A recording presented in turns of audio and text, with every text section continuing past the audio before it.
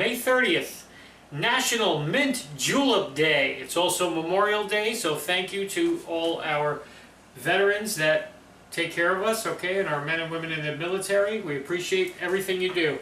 Today we're going to get started. First, we're going to make our simple syrup. There's so many versions of this drink that are all over the place. Every bartender probably makes their own version however they make it.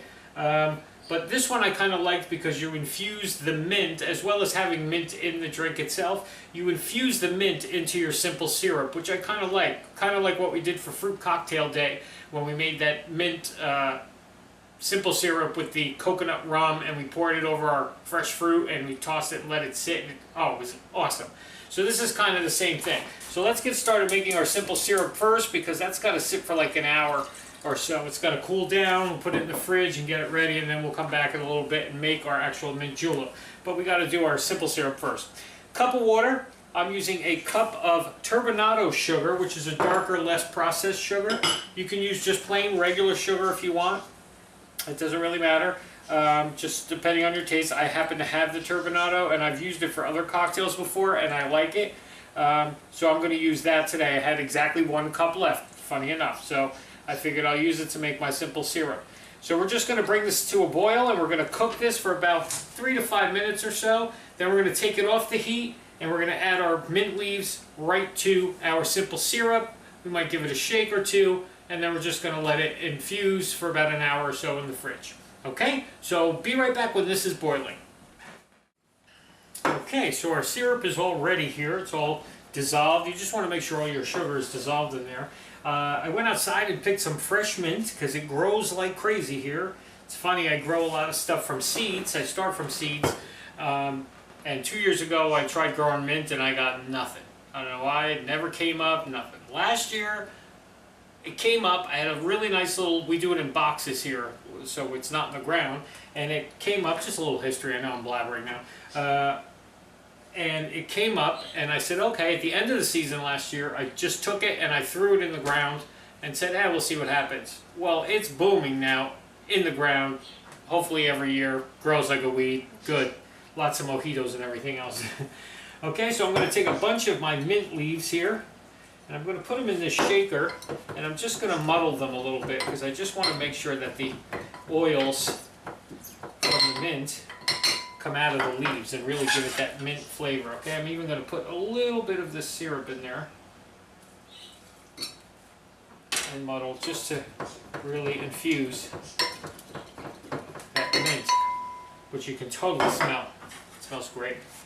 Okay, so I'm going to put the rest of my simple syrup in here. This is one of my big shaker glasses, and I'm just going to let this, leave the top off so the steam can get out. We're going to let that cool for about an hour or so. Once it's cool enough to throw in the fridge, we'll do that. And that way it'll be nice and cold for our cocktail. Alrighty? So that's what you need. We need some extra mint leaves for the cocktail itself too. But that's it for right now. And we'll see you in a little bit to make a mint julep. I don't think I've ever had a mint julep in my life. It is the official drink of the Kentucky Derby. Not that I've ever been to the Kentucky Derby either. Alrighty? See you in a bit. Okay, so let's put this mint julep together and give this thing a try. Now, I don't have a julep cup like you're supposed to have. It's supposed to be this metal julep cup. I know down at the Derby they give you like this gold-plated cup with a silver straw, and it's like $1,000 a drink or something. Yeah, we're not doing that today. So I'm just going to use this glass. I took a Ziploc bag and my meat tenderizer, because you're supposed to use crushed ice for this drink. Okay, so what you're going to do first is just take a couple extra sprigs of mint, because we're not taking the mint from our simple syrup that's been chilling. Okay, so we're just going to put some of that in there. We took a ½ ounce of our simple syrup, our mint infused simple syrup. Okay, as you can see, it's kind of brownish in color because I used that turbinado sugar.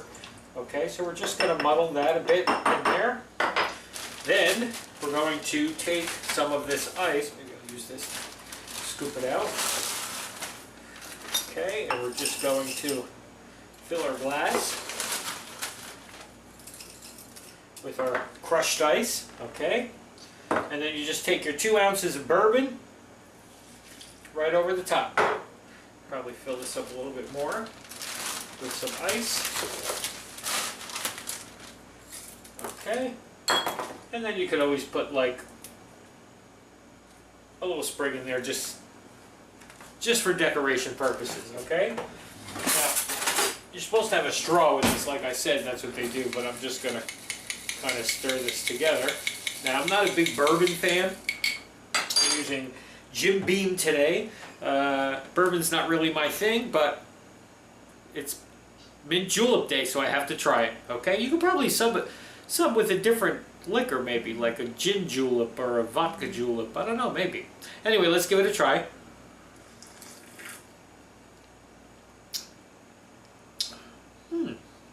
It actually makes the bourbon more pleasant to me anyway, since I'm not a big fan of bourbon.